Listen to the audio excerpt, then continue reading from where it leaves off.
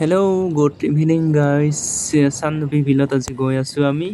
মানে প্ৰায় সিফালেৰে অহা যোৱা হৈয়ে থাকি আমাৰ এই বন্ধুজনৰ ঘৰলৈ, কিন্তু বিলত সোমাই আহিলোঁ। চান্দুবি বিলত গেটবোৰো বনাই থোৱাই আছে এতিয়াও, আৰু কিছুমান ঘৰো বনাই থোৱা আছে। চান্দুবি মেলা হোৱাৰ মানে জানুৱাৰী 1 তাৰিখৰ পৰা 5 তাৰিখলৈ হয়। এয়া চাওক, ঘৰবোৰ আছে বনাই থোৱা, আৰু ইমান সেউজীয়া গছ গছনিবোৰ দেখিলে ভাল লাগিছে। তাত চাওকচোন, সুন্দৰ পৰিৱেশ, সেউজীয়া।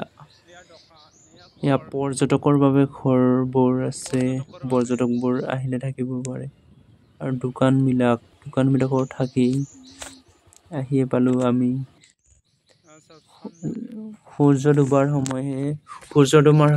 ডুবাৰ সময়ত চান্দুবি বিলৰ সৃষ্টি হৈছিল।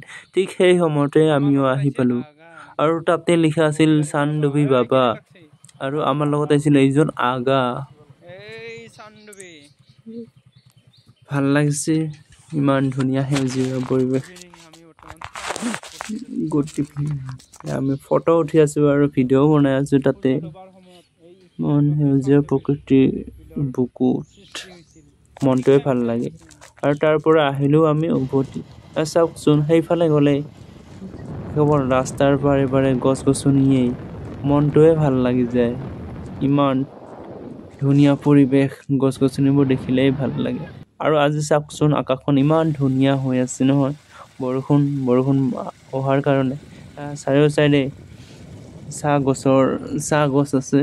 আৰু আমি আহিলোঁ, আৰু আবেলি হৈ গ'ল আহোঁতে আহি লোহাৰ ঘাট পালোঁ। চিটি যেন লাগিছে লোহাৰ ঘাটখিনি।